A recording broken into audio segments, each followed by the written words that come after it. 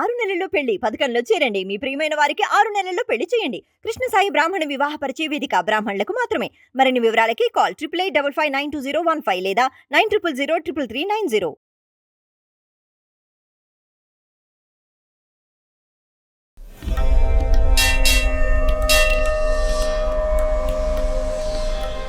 ఈహ TV ప్రేక్షకులకు నమస్కారం. 108 దివ్య దేశాల దర్శనం మనం చేసుకుంటున్నాం. ఈరోజు మనం తిరువెల్లియంగుడి ఈ ప్రదేశానికి వెళ్ళిపోదాం. కుంభకోణం నుంచి మనకి 19 కిలోమీటర్ల దూరంలో ఈ పుణ్యక్షేత్రం ఉంది. ఇక్కడ కూడా ఎన్నో ప్రత్యేకతలు ఉన్నాయి. ఇక్కడ ఎప్పటి నుంచో అంటే ఇంచుమించు మనకి త్రేతాయుగం నుంచి లేకపోతే ఇంకా అంతకన్నా ముందు నుంచి అని చెప్తారు. ఒక దీపం వెలుగుతూ ఉంటుంది. దాన్ని నేత్ర దీపం అని అంటారు. ఇప్పటికీ ఆ దీపము ఎప్పుడు 24 గంటలు అలాగే 365 రోజులు అలాగే ఎన్నో సంవత్సరాల నుంచి అది ఆరకుండా వెలుగుతూనే ఉంది. దాన్ని నేత్ర దీపం అని అంటారు. ఇది ఒక ప్రత్యేకత. అంతేకాకుండా ఇక్కడ ఒక బండరాయి ఉంటుందంట. అంటే ఆలయం బయట ఆ బండరాయి దగ్గర ఒక అరటి చెట్టు అన్నది అక్కడ రావడం జరిగింది. సాధారణంగా రాళ్ల మధ్యలో పెరగదుగా అరటి చెట్టు, కానీ ఆ బండరాయి కింద నుంచే అరటి చెట్టు అన్నది పెరిగింది. అది ఎప్పటి నుంచో ఉంది, కొన్ని సంవత్సరాల నుంచి అని చెప్తారు. సంవత్సరానికి ఒక్కసారి మాత్రమే అరటి పళ్ళను ఇస్తుంది. ఆ చెట్టు ఎప్పుడూ అది ధ్వంసమైపోదు. అలాగే ఆ బండరాయి నుంచే అది వస్తోంది. ఇప్పటి వరకు అది ఎప్పుడు ఆ చెట్టు చనిపోవటం అన్నది లేదనమాట. ఒకటి అలా ఎప్పటి నుంచో వచ్చిన ఎన్నో సంవత్సరాల పాతది అయిన ఆ అరటి చెట్టుని మనం చూడవచ్చు. అలాగే ఇందాక మనం చెప్పుకున్నట్టుగా నేత్ర దీపం అని అంటారు. 24 గంటలు అది వెలుగుతూ ఉంటుంది. ఇంతేకాకుండా ఇక్కడ తూర్పు ముఖంగా స్వామివారు మనకి దర్శనమిస్తారు. శ్రీ మహావిష్ణువు అనేటప్పటికీ శంఖము చక్రము పట్టుకుని ఉంటారు కదా, కానీ ఇక్కడ శ్రీ మహావిష్ణువు అవి పట్టుకోరు. అక్కడ గరుడుకి కూడా ఒక ప్రత్యేకమైన విగ్రహం ఉంటుంది. గరుడ వాహనానికి ఆ గరుడు శంఖము చక్రము పట్టుకుంటాడట. మరి గరుడు ఎప్పుడైనా శంఖము చక్రము పట్టుకున్నాడా? కానీ ఇక్కడ పట్టుకుంటాడు. ఇది ఈ ఆలయం యొక్క ప్రత్యేకత. మరి స్వామివారు శంఖము చక్రము గరుడు పట్టుకుంటే స్వామివారు ఏం పట్టుకుంటారు అంటే ఆయన చక్కగా ధనస్సు బాణం పట్టుకుని ఇక్కడ రాముడిగా కనిపిస్తారు. రాముడిగా ఉన్న శయన భంగిమలో ఉంటారు. ఆయన రాముడిగా శ్రీరామచంద్రమూర్తి అంటే చక్కగా అలా నించుని పక్కనే సీతమ్మ వారు లక్ష్మణుడు ఆంజనేయ స్వామి వీళ్ళెవరు ఉండరు. కేవలం రామచంద్రమూర్తి ఉంటారు. అలాగే ఆయన శయనించి ఉంటారు. గరుడు ఉంటాడు. ఈ శంఖము చక్రము గరుడు పట్టుకుంటాడు. ఇలా చాలా భిన్నంగా కనిపిస్తుంది ఈ ఆలయం. అయితే రాముడిగా ఇక్కడ ఎందుకున్నాడు? శ్రీ మహావిష్ణు ఆలయాలు అంటే సాధారణంగా విష్ణు స్వరూపమే కనిపిస్తూ ఉంటుంది. కానీ ఇక్కడ రాముడిగా ఎందుకు ఉన్నాడు అన్నది కూడా ఒక విచిత్రం. దీనికి సంబంధించి ఒక కథ అన్నది ఉంది. ఆ కథ మనం ముందుగా చెప్దాం. అలాగే ఈ ఆలయానికి వెళ్ళి ఎవరైతే ప్రార్థన చేస్తారో భక్తి శ్రద్ధలతో కంటి చూపుకి సంబంధించి లేకపోతే కంటి వ్యాధులు ఏవైనా ఉంటే అవి ఖచ్చితంగా తొలగిపోతాయి అని చెప్తారు. అంటే ఎటువంటి కంటి వ్యాధులైనా కూడా తొలగిపోతాయి అక్కడికి వెళ్ళి భక్తి శ్రద్ధలతో. భక్తి అన్నది ప్రధానం. వెళ్ళాము, పూజ చేశాము, మా కళ్ళు బాగావలేదు కదా అని అనుకుంటే కాదు, నమ్మకంతో చేయాలి. అలా చేసినట్లయితే ఖచ్చితంగా అక్కడ ఆ వైద్యము అన్నది అందుతుంది. అంటే స్వామివారు ఇస్తారు ఈ అనుగ్రహాన్ని. అలా ఎలా? కేవలం కంటి చూపుకి సంబంధించే. ఎందుకు అంటే ఇక్కడ శుక్రాచార్యులు వారు వచ్చి ప్రార్థన చేశారు, తపస్సు చేశారు. అందుకే ఇక్కడ వెల్లియంగుడి, వెల్లి అంటే శుక్రగ్రహం పేరు, శుక్రుడు ఆయనకి వెల్లి అని పేరు. వెల్లియంగుడి అంటే శుక్రుడు వచ్చి ఇక్కడ తపస్సు చేశారు, ఆయన కంటి చూపుని పొందారు కాబట్టి వెల్లియంగుడి అనే పేరు వచ్చింది. దీని గురించి కూడా మనం చెప్పుకోవాలి. అలాగే రాముడిగా ఇక్కడ ఎందుకు స్వామివారు కనిపిస్తున్నారో దీని గురించి కూడా మనం మాట్లాడుకోవాలి. అంతేనా? కాదు, ఇంకొక ముఖ్యమైన విషయం కూడా ఉంది. ఎవరికైతే ఉద్యోగాలలో లేకపోతే మామూలుగా ఎక్కడైనా వ్యాపారంలో కొన్ని పదవులు ఉంటాయి కదా, అలా పదవి అన్నది పోయినప్పుడు మళ్ళీ తిరిగి ఆ పదవి రావడానికి ఇక్కడికి వచ్చి స్వామివారిని ఆరాధిస్తే పోయిన పదవి తిరిగి వస్తుంది. అప్పట్లో అయితే రాజులకి పోయిన రాజ్యాలు తిరిగి వచ్చేవి అని అంటూ ఉండేవారు. ఇక్కడికి వచ్చి దర్శనం చేసుకుంటూ ఉండేవారు. కానీ ఇప్పుడు ఆ రాజ్యాలు అవి లేవు కాబట్టి పదవులు లేకపోతే పోయిన ఐశ్వర్యం ఏదైనా మనం పోగొట్టుకున్నప్పుడు మన స్థాయి అవి మళ్ళీ తిరిగి వస్తాయి అన్నది నమ్మకం. అయితే వీటన్నిటికీ సంబంధించి ఒక్కొక్క కథ మనం అలా చెప్పుకుందాం. పూర్వం బ్రహ్మగారు అతని పదవిని పోగొట్టుకున్నారట. కారణం ఏమిటి అంటే వేదాలను ఏదో నిర్లక్ష్యం చేశారు అని ఒక కథ మనకి వినిపిస్తూ ఉంటుంది. కాబట్టి బ్రహ్మ అలా పదవిని పోగొట్టుకున్నారు. అందుకే ఈ ప్రదేశానికి వచ్చి ఆయన ఆరాధన చేస్తే ఆయనకి మళ్ళీ బ్రహ్మ పదవి తిరిగి వచ్చింది. కాబట్టి ఎవరైనా పదవిని పోగొట్టుకుంటే ఇక్కడికి వచ్చి ఆరాధన చేస్తే పదవి వస్తుంది అంటారు. అందుకే కృతయుగంలో దీనికి బ్రహ్మపురము అనే పేరట. అంటే ఈ పుణ్యక్షేత్రం ఎప్పటి నుంచో ఉందన్నమాట. అలా కృతయుగంలో బ్రహ్మపురి అనే పేరు, బ్రహ్మపురం అనే పేరు కూడా ఉండేది.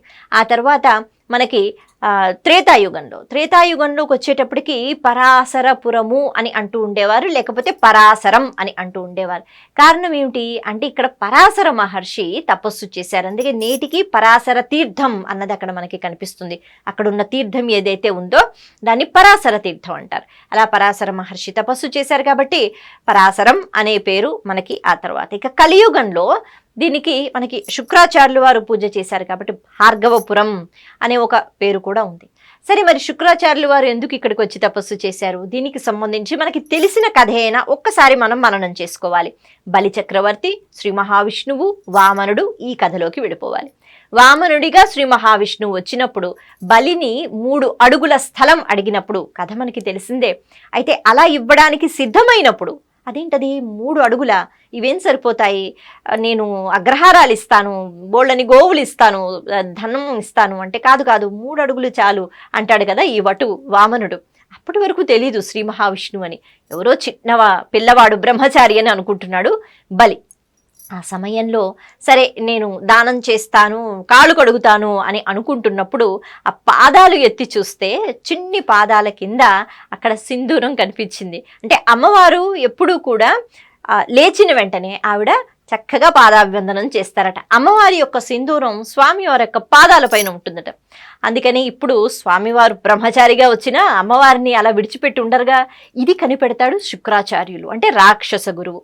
అసలు శుక్రాచార్యులు వారే బలితో ఒక బ్రహ్మాండమైన యజ్ఞాన్ని చేయించి తద్వారా ఎన్నో భోగములు అనుభవించేటట్టు చేశాడు. మరి ఇప్పుడు కూడా 100వ యాగం చేయిస్తున్నాడు. ఇది జరిగిన తర్వాత ఎలాగో స్వర్గాన్ని ఆక్రమించుకున్నాడు బలి, ఇంకా ఎవ్వరూ ఏమీ చెయ్యలేని స్థితికి వెళ్ళిపోతాడనమాట. అటువంటి వరం ఒకవేళ పొందితే మరి బలిని ఎవరు ఏమీ చెయ్యలేకపోతే ఎలా? వచ్చి స్వర్గంలో కూర్చున్నాడు కదా. మరి స్వర్గం అంటే ఇంద్రుడే ఉండాలి, దేవతలే ఉండాలి. అందుకే శ్రీ మహావిష్ణువు వామనుడిగా వచ్చాడు. అలా వచ్చిన తర్వాత ఎప్పుడైతే పోల్చుకుంటాడో శుక్రాచార్యులు వారు గబా లాక్కొస్తాడు. ఆగాగు, ఇవ్వకు. ఎందుకు అంటే వచ్చింది శ్రీ మహావిష్ణువు, బ్రహ్మచారి కాదు.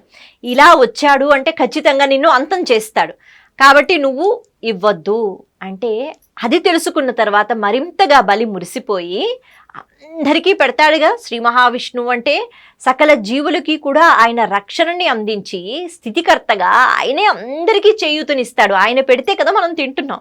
అటువంటి శ్రీ మహావిష్ణువు యొక్క చెయ్యి కింద ఉండి, అంటే ఆయన అందరికీ పెడుతున్నాడు, అటువంటి చెయ్యి కింద ఉండి నా చెయ్యి పైన ఉండి నేను ఆయనకి దానం ఇస్తున్నానంటే ఇంతకన్నా నాకు ఇంకేం కావాలి? చరిత్రలో నేను నిలిచిపోనా? ఎంతోమంది రాజులు వచ్చారు, ఎన్నో దాన ధర్మాలు చేశారు. ఈ దానం వేరు కదా. అంటే మన దగ్గర ఏది ఉన్నా పరమాత్మ కదా మనకి ఇస్తున్నాడు. కానీ అటువంటి పరమాత్మకు నేను ఇవ్వడం ఎంత గొప్ప విషయం. ఇంతకన్నా ఈ జీవితానికి ఏం కావాలి? నన్ను ఎలా చంపేసినా, నేను చచ్చిపోయినా నాకు ఏదైనా పర్వాలేదు, కానీ నేను శ్రీ మహావిష్ణువుకి నేను దానం ఇస్తున్నానా అంటే నా చెయ్యి పై నుండి ధార పోస్తారు కదా, నా చెయ్యి పై ఉండి కింద శ్రీ మహావిష్ణువు చెయ్యి ఉంటుందా? అందరికీ ఇచ్చేవాడు నా దగ్గర పుచ్చుకుంటాడా? ఇంకెంతకన్నా నాకేం కావాలి అని ఆయన వెళ్ళిపోతాడు ముందుకి. కానీ శుక్రాచార్యుల వారికి ఇష్టం లేదు. ఆయన ఇంత నా శిష్యుడిని చాలా జాగ్రత్తగా ఇచ్చేసి ఇలా దేవతలకి మళ్ళీ రాజ్యాన్ని ఇవ్వటానికా అని చెప్పి అప్పుడు ఆయన ఏం చేస్తారు అంటే ఏ పాత్రలో అయితే అంటే జలంతోని ఆ జలం వేసి నేను నీకు ఇది ఇస్తున్నాను అని ఇచ్చేవారనమాట. కాబట్టి అలాగా ఆ జలం వేసి ఒక అడుగు ఇవ్వడం అలా చెయ్యాలి. ఇప్పుడు ఆ జలపాత్ర ఏదైతే ఉంటుందో అందులోకి శుక్రాచార్యులు వారు ఒక దర్భగా గడ్డి పరకలా ప్రవేశించారట. అంటే సన్నగా ఆ పాత్ర నుంచి నీరు రావాలి కదా, అలా ఉంటుంది కదా అంచు, అక్కడ ఆయన ఉండిపోయారట. కారణం ఏమిటి అంటే ఆ విధంగా ఆయన ఉంటే ఆ నీరు అన్నది పోయటం కావదు. ఏదో ఒకటి కొద్దిగా ఆలోచించడానికి సమయం ఉంటుంది కదా. ఇప్పుడు అలా నీరు పోస్తే గానీ అప్పుడు దానం ఇవ్వడం అవ్వదు. అందుకే ఆటంకం కలిగిస్తానని చెప్పి అందులో దూరిపోయాట. శ్రీ మహావిష్ణువుకి తెలియదా? తెలుసు కదా. అందుకే వామనుడిగా ఉన్న శ్రీ మహావిష్ణువు పోల్చుకుని ఆయన ఏం చేశాడు అంటే ఒక దర్భ తీసి నెమ్మదిగా గుచ్చేట. గుచ్చిన వెంటనే ఇప్పుడు లోపల ఉన్న రూపం ఏదైతే అంటే శుక్రాచార్యుడు లోపలికి వెళ్ళి ప్రవేశించాడు కదా, మరి ఆయనకి ఇలా పొడిచిన వెంటనే ఒక కన్ను అన్నది పోయింది. ఆయన గబగబా బయటికి వచ్చేసారు. మొత్తానికి బలి మాట వినలేదు కాబట్టి 3 అడుగుల దానం అన్నది ఆయన ఇచ్చారు. తర్వాత కథ వేరే. అయితే ఇలా ఒక కన్ను పోగొట్టుకున్న శుక్రాచార్యులు వారు మరి నేనేం చెయ్యాలి, నాకు ఒక కన్ను పోయింది అని ప్రాధేయపడితే బ్రహ్మగారు చెప్తారు, ఆ ప్రదేశానికి వెళ్ళి అక్కడ నువ్వు ప్రార్థన చేస్తే ఇక్కడ ఈ ప్రదేశంలో ఖచ్చితంగా భగవంతుడు నిన్ను అనుగ్రహిస్తాడు. అంటే అక్కడ ఉన్నది వేరు, ఇక్కడ ఉన్నది వేరా కాదు. వామనుడు అన్న శ్రీ మహావిష్ణువే, మరి ఇక్కడున్న స్వామివారు కూడా శ్రీ మహావిష్ణువే. కానీ అంతే పశ్చాత్తాప భావనతో అయినా వేడుకుంటే ఖచ్చితంగా కనికరాన్ని ఇస్తాడు. అందుకే శుక్రుడు ఈ ప్రదేశానికి వచ్చి, అంటే ఈ మనం తిరువెల్లియంగుడి అని అంటున్నాం కదా, అక్కడికి వచ్చి ఆయన ప్రార్థన చేశారు, తపస్సు చేశారు. విశేషంగా శ్రీ మహావిష్ణువు అనుగ్రహించి అతని కన్ను ఏదైతే పోయిందో దాన్ని మళ్ళీ తిరిగి ఇచ్చారు. కాబట్టి ఇక్కడ ఈ నేత్రం అంటే నేత్ర సమస్య ఏదైతే ఈయనకు వచ్చిందో అది బాగు చేశారు శ్రీ మహావిష్ణువు. అప్పుడు అడ్డుకున్నాడు కాబట్టి ఆ సమయంలో తాత్కాలికంగా ఆ శిక్ష అన్నది వేశారు. కానీ ఇప్పుడు ప్రాధేయపడుతున్నాడుగా కాబట్టి ఆ కన్ను ఇచ్చేశారు. అప్పుడు శుక్రాచార్యులు వారు నాకు నేత్రాన్ని ఇచ్చావు, కంటి వెలుగు అని అంటాం కదా, కంటి చూపు అన్న వెంటనే మన జీవితానికి వెలుతురు. కళ్ళు లేవు అంటే నా జీవితంలో వెలుతురు లేదు అని అంటూ ఉంటాం, అంతే కదా. ఈ కంటి చూపుతో ప్రకాశం వెలుతురు కనిపిస్తుంది. కంటి చూపు లేకపోతే కళ్ళకేమైనా ఇబ్బంది కలిగితే మనం కళ్ళు మూసుకుంటే అంతా చీకటే. కాబట్టి వెలుతురు అన్నది కళ్ళ వల్ల వస్తుంది. అందుకే ఎంతగానో మురిసిపోయి శుక్రాచార్యుల వారు నా జీవితానికి దీపాన్ని వెలుతురుని ఇచ్చావు కాబట్టి నేత్ర దీపం అనేటట్టుగా దీపం వెలిగించి స్వామివారిని ఆరాధించారట. అప్పుడు శుక్రాచార్యులు వారు వెలిగించిన దీపం ఏదైతే ఉందో దాన్ని నేత్ర దీపం అంటారు. నేటికి నేత్ర దీపాన్ని మనం దర్శించుకోవచ్చు అని చెప్తూ ఉంటారు. ఇది అప్పటి నుంచే వెలుగుతుంది అన్నది భక్తుల విశ్వాసం. మరి మధ్యలో ఏమైనా కూడా ఈ నేత్ర దీపం అనే పేరుతో ఏ దీపం అయితే వెలుగుతుందో ఇది భగవంతుని యొక్క కారుణ్యానికి చిహ్నంగా కూడా మనం చూడవచ్చు. మనకి భక్తి శ్రద్ధలతో నమస్కారం చేసుకోవచ్చు. అందుకే ఇక్కడ ఈ నేత్ర దీపం అన్నది వెలుగుతూ ఉంటుంది. సరే, అంటే శుక్రాచార్యులు వారు వచ్చారు కాబట్టి ఆ పేరు మీద శుక్రుని పేరు వెల్లి అని మనం చెప్పుకున్నాం కదా. కాబట్టి ఈ మనకి వెల్లియంగుడి అనే పేరు వచ్చింది అని చెప్పుకున్నాం. సరే, మరి ఇక్కడ స్వామివారు ఎందుకు రాముళ్ళా కనిపిస్తున్నారు, దీనికి సంబంధించి కూడా ఒక కథ వినిపిస్తూ ఉంటుంది.